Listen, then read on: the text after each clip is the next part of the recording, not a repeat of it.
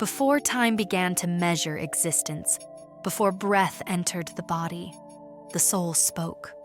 In the vast stillness between lives, it made promises, not of romance or comfort, but of growth, awakening, and remembrance. Dolores Cannon often described this sacred planning, the moments when souls gather in light, reviewing lessons yet to be learned, deciding whom they will meet and what roles they will play on earth. In that space of divine understanding, there is no fear, no anger, no separation. Only love so expansive that it dares to break itself apart for the sake of evolution. Souls agree to meet again, knowing that through each reunion, they will help each other remember who they truly are. Some choose to return as friends, others as family, and a few, the bravest, choose to meet as lovers, knowing that such love will be both medicine and fire. These promises are not romantic fantasies. They are contracts written in the language of light, designed for transformation. Each encounter carries a purpose. The one who challenges you may be helping you heal a wound you could never face alone. The one who leaves may be teaching you freedom. The one who stays may remind you that love was never meant to imprison, but to awaken. Dolores revealed through her regressions that before incarnation, souls choose their experiences with precision. They review their previous lives and identify the energies left unresolved. Lessons of forgiveness, compassion, self-worth. Then, they align with other souls who mirror those lessons. "I will help you learn patience," one says. "And I will help you remember your strength," another replies. These agreements form the invisible architecture of our lives, the reasons why some meetings feel destined, why some hearts recognize each other instantly, and why some separations feel unbearable. When we meet someone and feel that inexplicable pull, that mix of peace and chaos, familiarity and awe, it is the echo of that ancient promise. The recognition isn't new, it's remembrance. Our souls whisper, "You again. I've been waiting." Yet, once we descend into human form, we forget. We see through the veil of individuality, believing life is random and encounters are chance. But when the soul awakens, patterns emerge. The synchronicities, the timing, the emotions, they all point back to a greater design. Nothing is coincidence. Every meeting is an appointment set long before birth. The soul's promise is not always gentle. Sometimes it unfolds through heartbreak, through loss, through distance. But even in those moments, something sacred is occurring. We are being guided back to ourselves, to love, to truth, to the memory of oneness. When we finally understand that love is not something we find, but something we remember, the fear of losing it fades. Because how can you lose what is eternal? We meet again, not because we must, but because we choose to, over and over, until all fragments of love return home.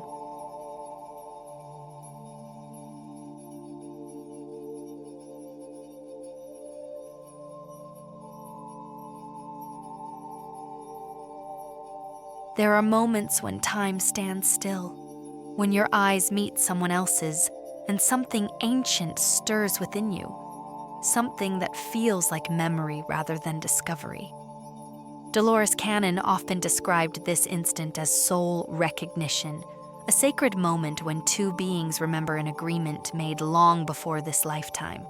Recognition is not a coincidence, it is remembrance. The heart remembers what the mind cannot explain. You may not know their name or their story, yet something inside you whispers, "I know you." It is not familiarity of the flesh, but of the spirit, a resonance so deep that it vibrates through the layers of time itself. When this happens, the feeling can be overwhelming. There is joy, but also unease, a sense of homecoming, yet also disruption. Meeting a soul you've loved before is both beautiful and disorienting because it awakens what has been sleeping within you. The echoes of lifetimes shared, the promises left unfinished, the emotions waiting to be healed. It's as if your heart opens a door that your mind didn't know existed. Dolores's regressions often revealed that many who feel this instant pull are encountering someone from their soul group, a family of spirits who incarnate together again and again, playing different roles to help one another grow. Sometimes they return as lovers, sometimes as parents or friends, sometimes even as rivals. But the purpose is always the same: remembrance and evolution. The moment of recognition is a spark that reignites that ancient connection. It's the universe whispering, "Seu dias, it's time." Time to remember what you came here to learn, to heal, to complete. This is why such encounters rarely feel neutral. They awaken everything: the light and the shadow, the longing and the fear, the comfort and the chaos. The other person becomes a mirror that reflects your own depth, your unhealed wounds, and your forgotten divinity.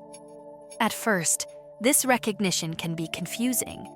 You may wonder why you feel so drawn to someone, why their presence feels magnetic, why your emotions intensify around them.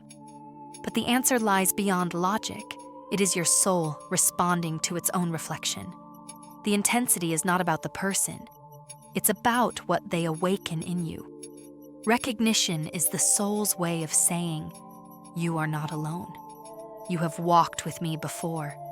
And in that remembrance, healing begins. But recognition is not the end. It's the beginning of a new chapter in the ancient story of your soul. From that moment on, your journey with this person will not just be about love or attraction. It will be about awakening, a shared unfolding that invites you to grow, release, and remember the infinite love that has always been your essence. For when the heart truly remembers, it no longer seeks to possess. It only seeks to recognize itself in the eyes of another, across lifetimes, beyond time.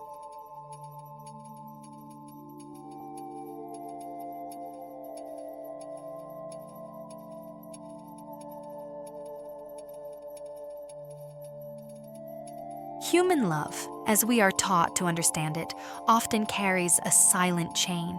We call it devotion, but it hides fear. The fear of losing, the fear of change, the fear of not being enough.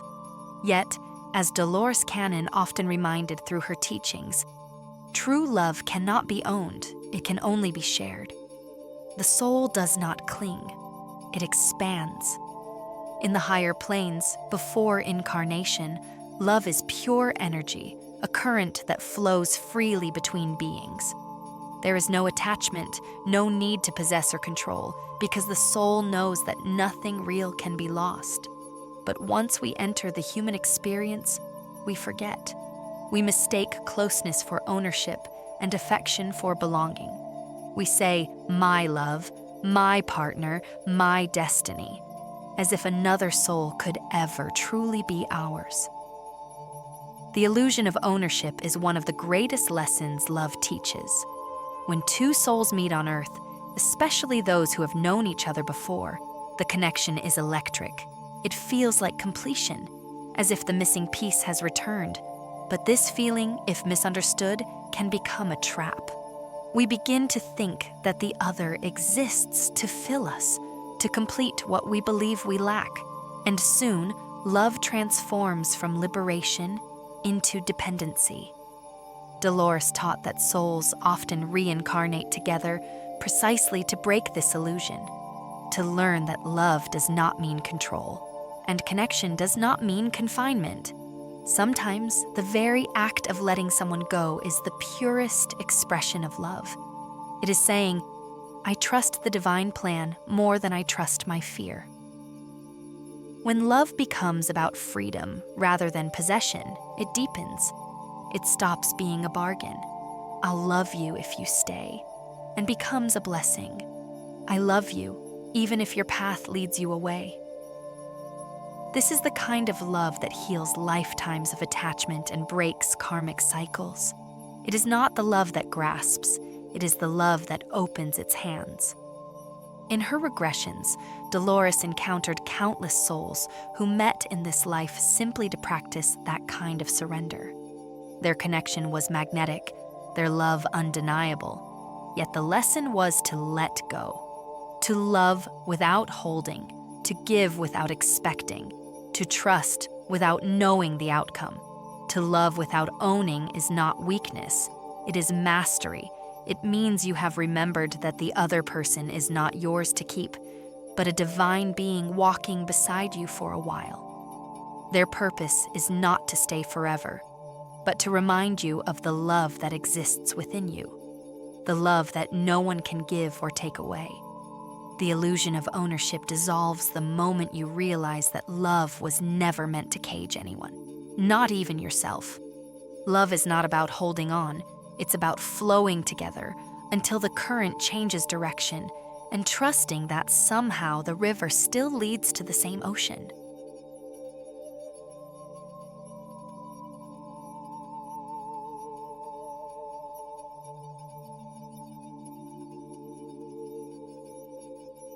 Love, in its truest form, is not meant to keep us comfortable. It is meant to awaken us. Dolores Cannon often said that the souls we love most are the ones who challenge us the deepest.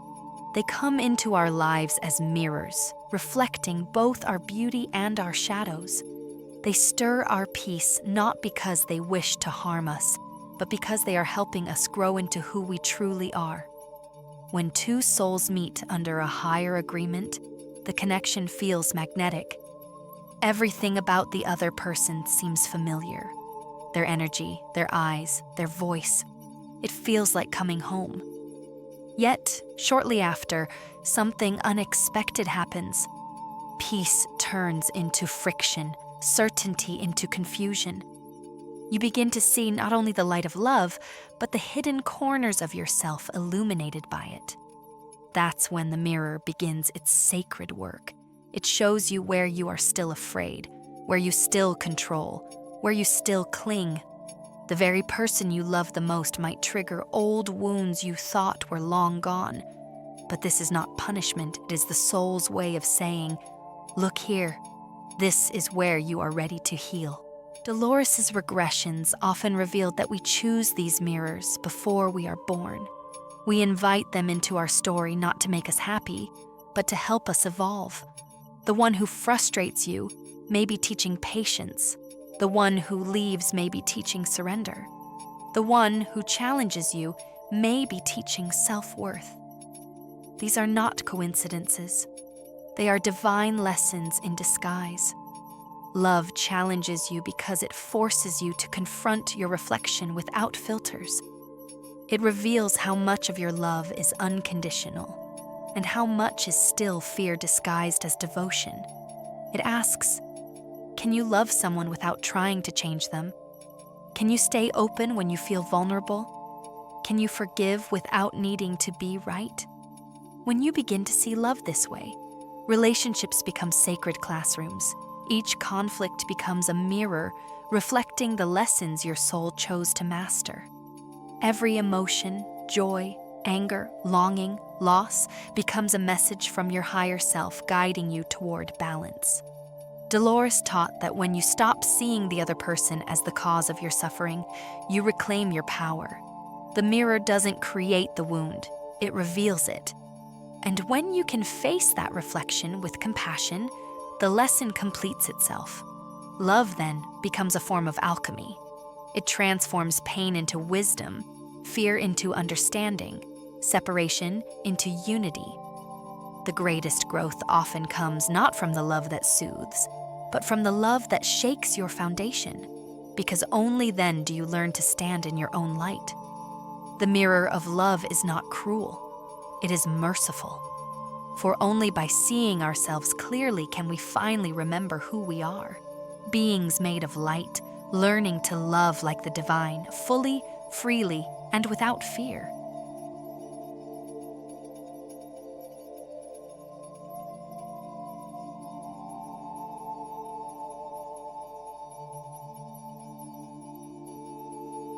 There comes a moment in every great soul connection when the universe asks for distance. It might happen suddenly. A silence, a goodbye, an unexpected turn in the road. What once felt eternal begins to dissolve before your eyes. The mind calls it loss, but the soul knows better. As Dolores Cannon often said, separation is never the end. It is a sacred space for transformation.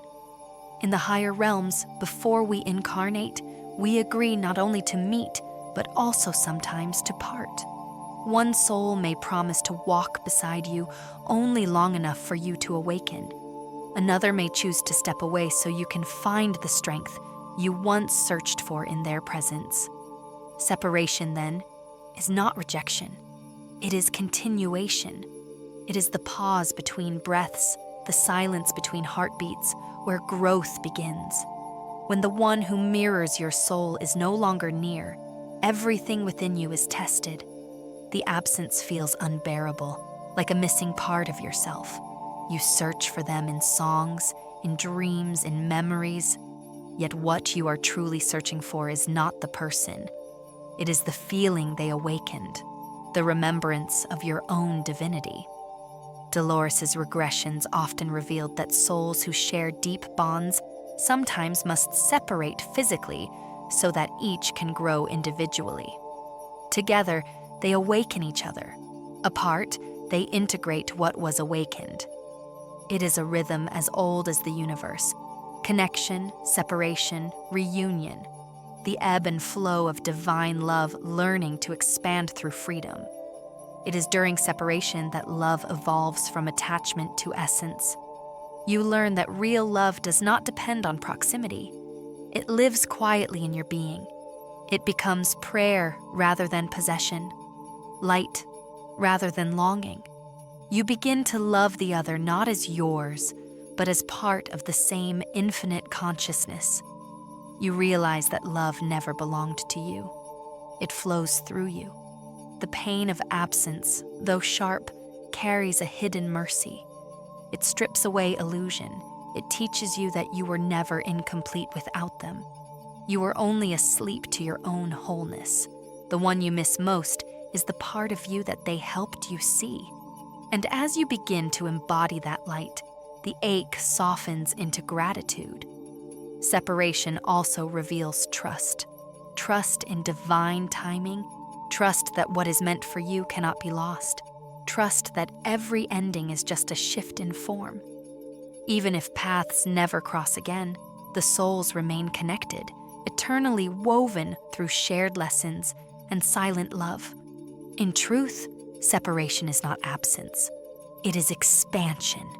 It stretches your heart to hold more light, more patience, more compassion.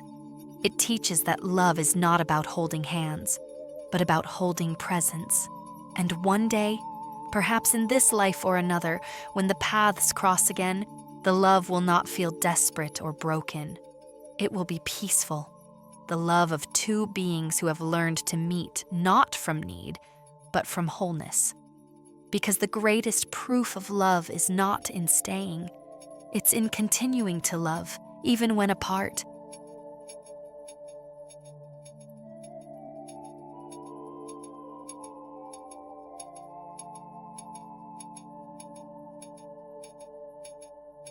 There are bonds that the years cannot touch. They stretch beyond the fabric of one lifetime, echoing across centuries, defying distance, death, and even memory. Dolores Cannon often described these sacred connections as threads of light, eternal links between souls who have chosen to walk together through countless incarnations, weaving the great tapestry of divine love. When two souls recognize each other, it is never the first time. The sense of familiarity, the comfort, the unspoken understanding. It is all residue of lives shared before.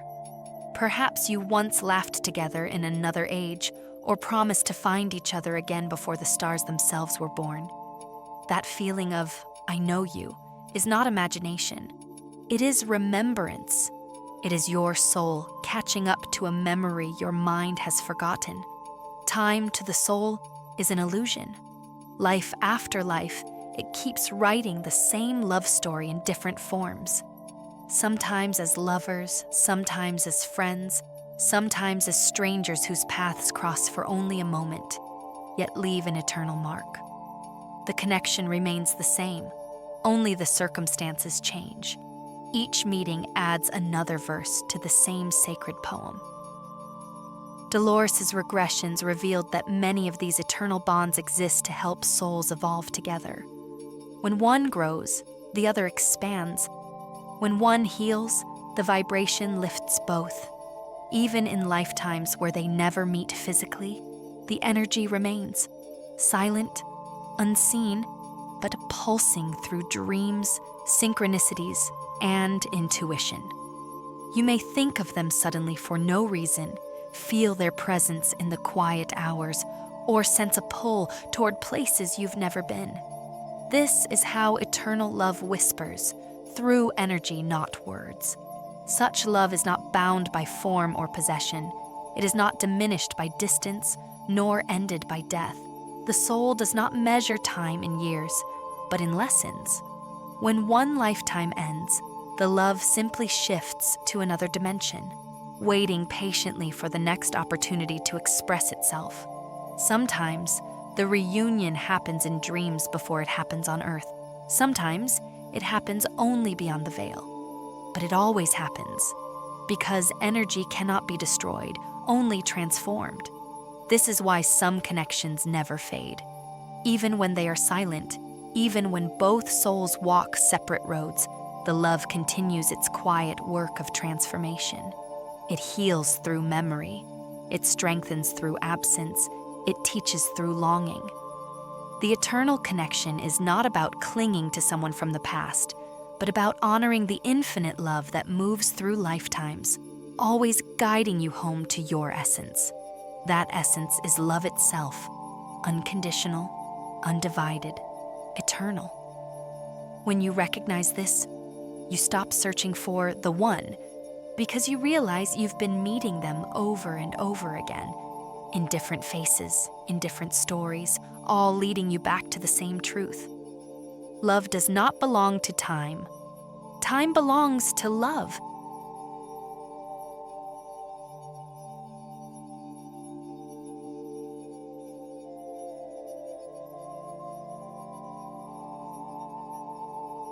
At the end of every love story, beyond the passion, the joy, the loss, there remains something deeper: awakening. Dolores Cannon often said that love is not the destination, it is the path itself. Every soul we meet, every heart we touch, is part of a greater design leading us back to the remembrance of who we are. Love is the most powerful force in the universe because it is the essence of creation. But when it enters the human experience, it takes on many forms: affection, desire, pain, attachment, so that through each one, we can rediscover its original purity. What begins as a meeting between two souls is never just about them. It is about awakening divine consciousness through relationship. The purpose of love, then, is not possession, but evolution. It teaches us to see through illusion, to recognize that what we call the other is only another face of ourselves. When you love deeply, you begin to dissolve the boundaries between me and you, between mine and yours. That softening is the soul remembering its unity with all that exists. Dolores' teachings revealed that even heartbreak serves this higher purpose. The pain of loss breaks open the shell of the ego, exposing the infinite beneath. Through love's challenges, we learn compassion, forgiveness, patience, surrender. We realize that love was never about what we could receive. It was about what we could become. When you love without need, without control or fear, you step into divine alignment. You are no longer a seeker of love, you become its vessel. You radiate it through your presence, through your being, and that light begins to touch others, awakening in them the same remembrance. This is the mission of souls who find each other again, not to complete one another, but to awaken together. Their union is not an ending. It is a spark that ignites the consciousness of love in the world. In truth, love was never something to be achieved. It was always what you are. Every encounter, every separation was simply a lesson guiding you back to that realization. The higher purpose of love is awakening. And the greatest act of awakening is to love freely and completely without the need to own or be owned. Because in the end, the soul remembers. We do not fall in love. We rise through it.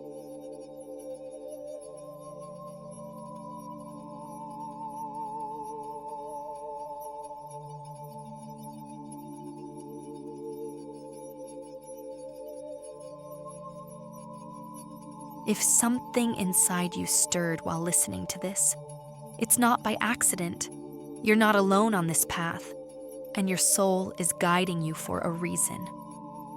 Share in the comments. Have you ever felt a connection that awakened something you couldn't explain?